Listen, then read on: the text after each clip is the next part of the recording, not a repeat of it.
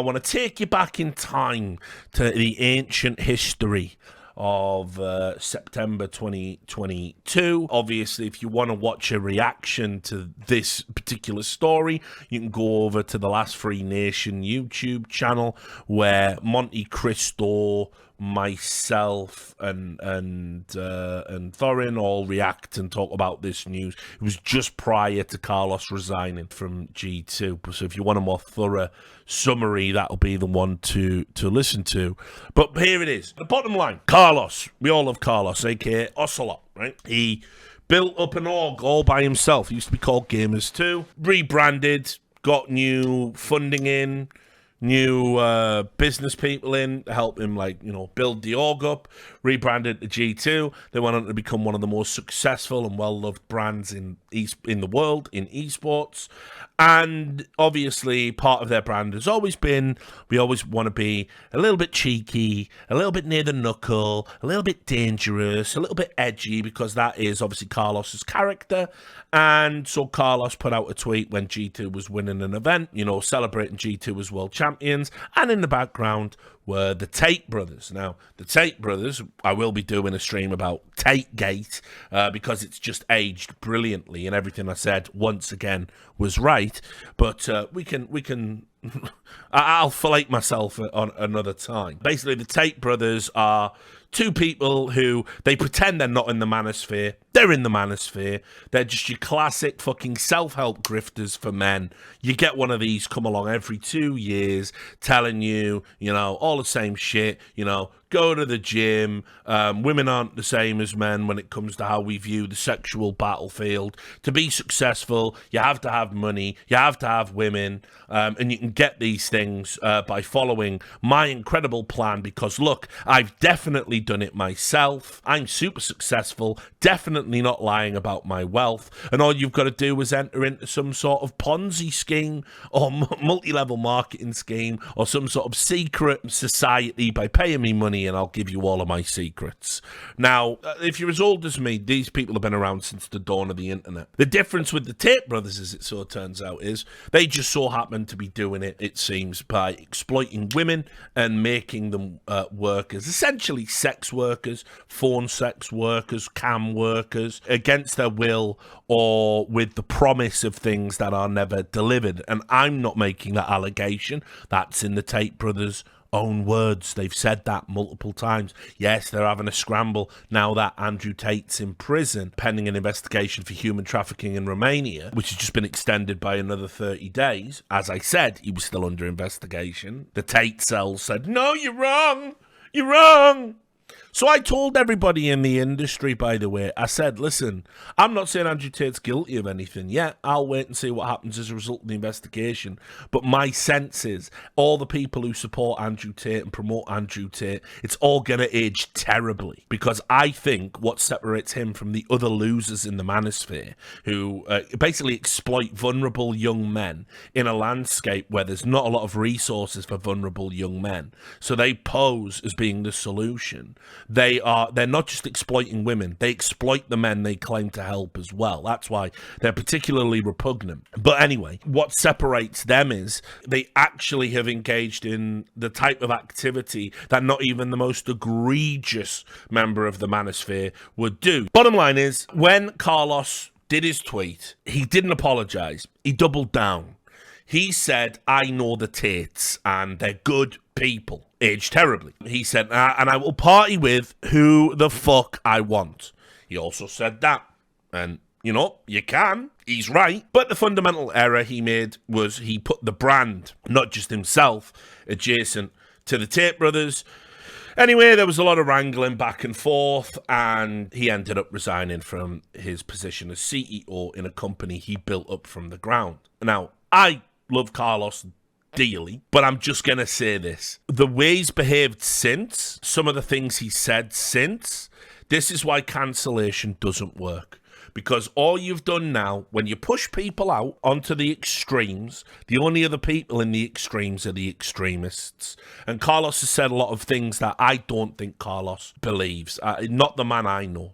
And, he said stuff like he was giving dating advice or something on a Discord, and he said some stuff about, how women only care about, wealth and materialism, and, women are only there for men, and, the weird stuff. And I thought, you wouldn't say that about your daughter. You wouldn't want someone to feel that way about your daughter. You wouldn't want, when your daughter is of age and starts dating for the first time, you wouldn't want her bringing home a predatory male that only wanted to use her for sex and didn't care about her feelings. You'd be remiss as a parent to not try and protect your child. Don't cross the boundary and over-interfere. But one of the things you do with teenagers, and when they're old enough to start exploring their own sexuality, there is this weird line a parent walks of being protective and making sure they're safe and that people aren't taking advantage of them, and also minding your own fucking business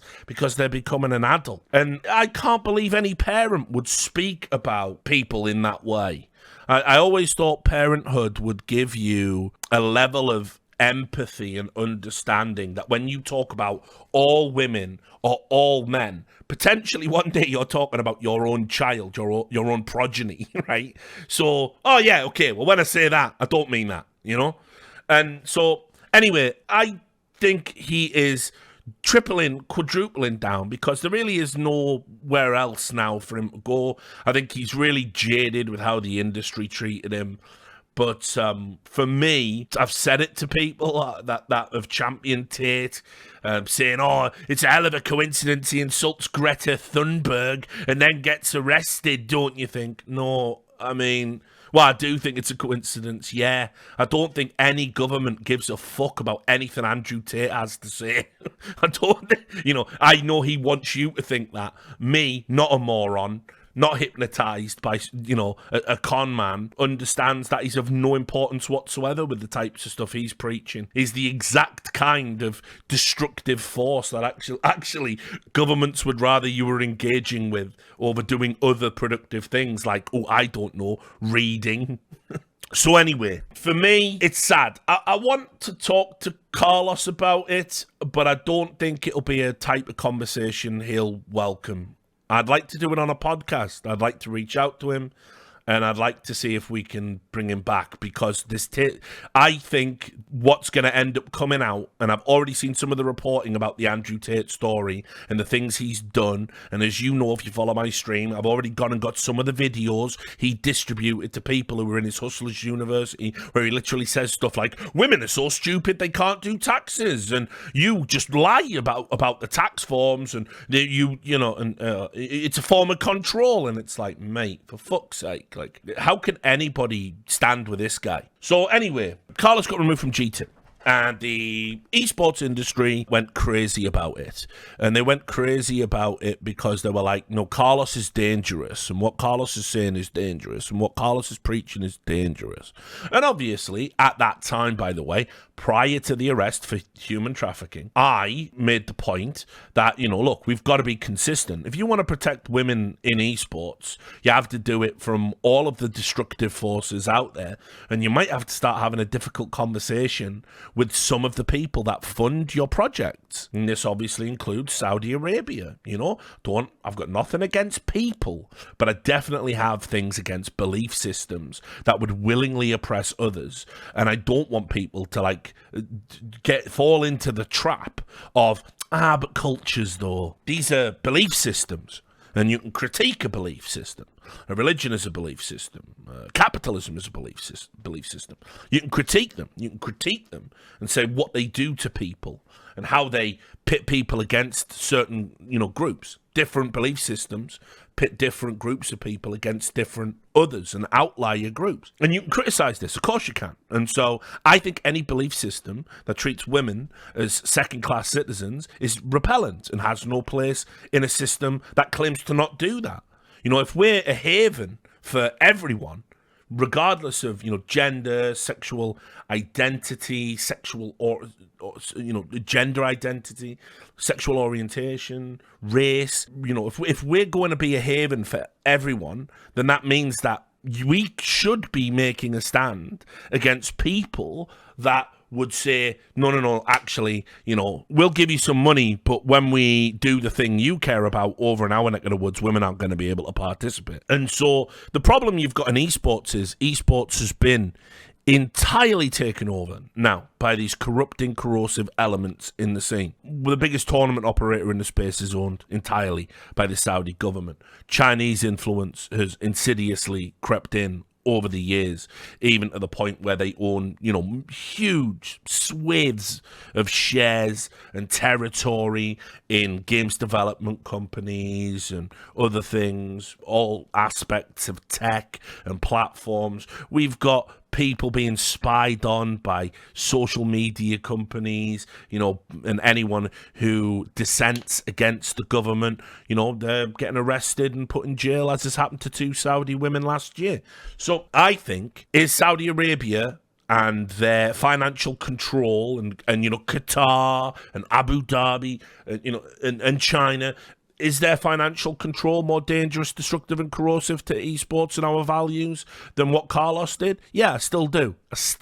But it's also aged terribly, hasn't it, right? So, all of the people that want to stand with Andrew Tate and stand against the Matrix, another classic grift, by the way, when you're held accountable for the horrible shit you do, say it's a conspiracy, all the great people have been put in prison. You got Andrew Tate comparing himself to Martin Luther King, for fuck's sake. So, fair enough, lessons learned, right? Because it's esports, and we always learn a good lesson.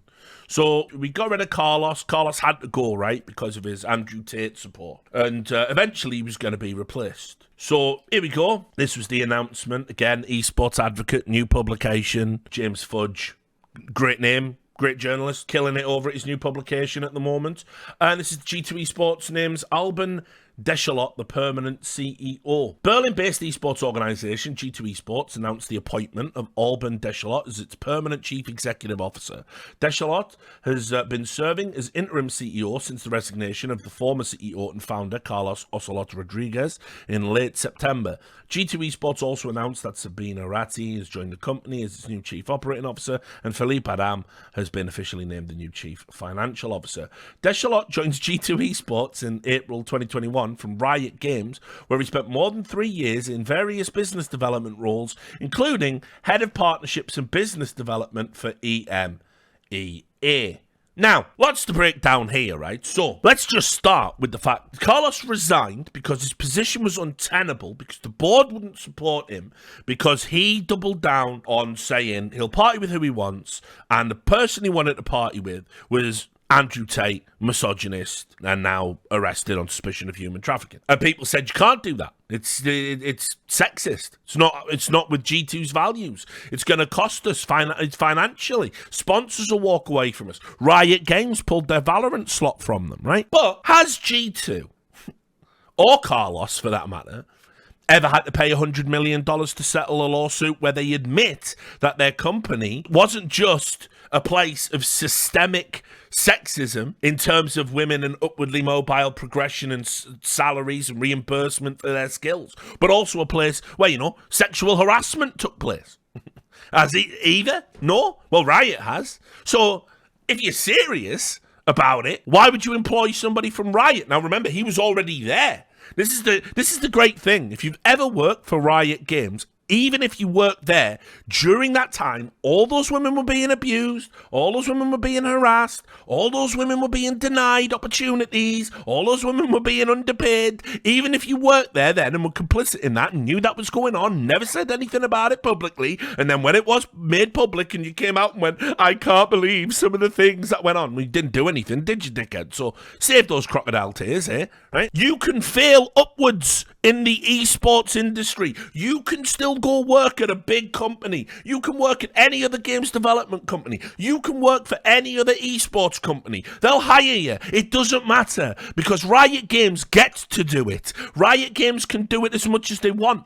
Now, so it's already bad because Riot Games is that grotesque company that literally got off with a derisory $100 million. Spoiler, they tried to only pay 10. Spoiler, they hired a law firm to deliberately try and fucking mislead, what people's rights and entitlements were. They tried to wriggle out of paying every last red cent of that 100 mil at every step of the way, and only then when they got told bank of rights this could be way more, that was when they paid the 100 million and did the mea culpa. Only then. And that's all factual. You can look at all my videos. I track that case from start to finish. But here's what makes it even fucking madder, right? My old chum veteran, he did a tweet. Because it says there he's the Riot guy who was developing EMEA. Oh, yeah, the Middle East, right? Okay, well, what's that about? So here you go. Veteran just laid it out in black and white, just so we're clear. G2's new CEO was head of partnerships and business development at Riot Games when the Neom deal was done. A job that directly includes esports sponsorship per his LinkedIn.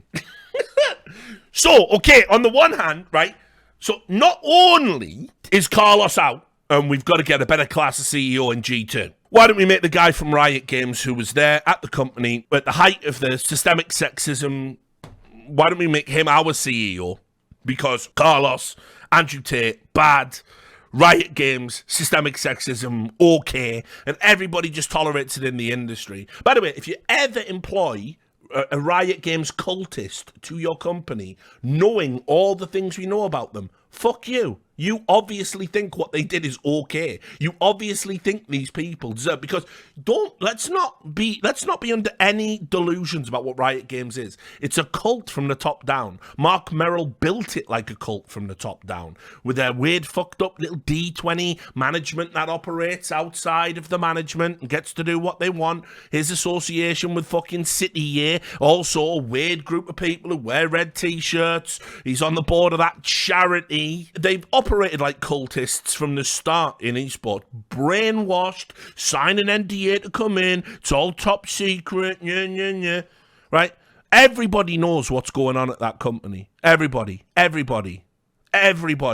when you know what's going on, put it this way, I'm not the type of motherfucker. If I see somebody being sexually harassed, I'm going to do something about it. If I see somebody being bullied, I'm going to do something about it. Do you know why? I don't want it on me. I'm not the walk-on-by kind of guy. So ask yourself how an entire company could walk on by 4 years and claim, oh, it wasn't me, mate. So if you're hiring Riot employees at this point, you're basically saying, I would love to have some sort of psychotic cultist come into my company and steer it in the right direction. So you get what you fucking deserve at that point. But then you've managed to appoint not only someone who worked at Riot Games while all that was going on, you've managed to appoint somebody who specifically was in charge of bringing the Neom deal in. Now, for those who don't remember what the Neom deal was, again, I've got a video on it. Neom is a futuristic city the Saudi Arabian government are building on stolen land. When did they steal it? Hundreds of years ago, thousands of years ago. Shut up, Richard, you white colonizer. No, they stole it like yesterday. They stole it from a traveling nomadic tribe who've had a historic claim to that land for fucking centuries, and they also manufactured the head of that tribe getting shot, with claims he pulled out a gun when everyone else in the tribe says he was never armed. So that's happening now. So you can have your little futuristic city for tourists to come over, specifically aimed at us doing our haram things for money, right? And that deal was obviously pushed back against. People protested against it. It was the one time we had a rare W in esports, because people got upset over the Neom deal, not just because of the land thing, not just because of I think they're called the Hoyamatat tribe, apologies if I've butchered that, not just that, but obviously all the Saudi Arabian LGBTQ rights stuff. They were gonna do the deal during fucking Pride Week in Berlin. So that's the new G2 CEO. Well, I'm so glad we got rid of the bad guys, aren't you? Do you understand how ridiculous this industry is now? Is it sinking in? To all the people who listen to this, less and less by the day, I notice, but fine, we'll go out with a bang. We'll go out telling the truth. To all the people, do you understand it now? Do you get how ridiculous it is? Every stance ever taken is a lie. It is fake. It is false. It is just to be involved in the daily happening. Can I get some positive clicks? Can I get some positive feedback? Can I present myself as a good person? And then, when a greater evil slithers in the place of the thing you supposedly fixed, say nothing, do nothing. Why? Here's Carlos's great crime. Carlos's great crime is G2 only creates an ecosystem for people who work in G2. Riot Games creates an ecosystem for anyone who has any tangential interest in any of their games. And now you understand what the principles are really about. If Riot Games were a small indie company that made one unpopular game, they would get absolutely fucking hammered. They would get absolutely hammered for all of their transgressions. But they're not. They're big. They're backed by heavy hitters, big money players. They make super popular games, some of the most popular games in the world. People want to cast those games. People want to work on a broadcast. People want to play on a pro team. People want to make content about those games. So you can't ever say anything bad about Riot. And so everybody will just keep endlessly letting them get away with everything they've done. By the way, dozens more sins, dozens more atrocities that never came out. You know, you'll hear about them probably in a few more years. But that's where we're at. So all hail the new CEO of G2. A good man, evidently, I'm sure. Must be.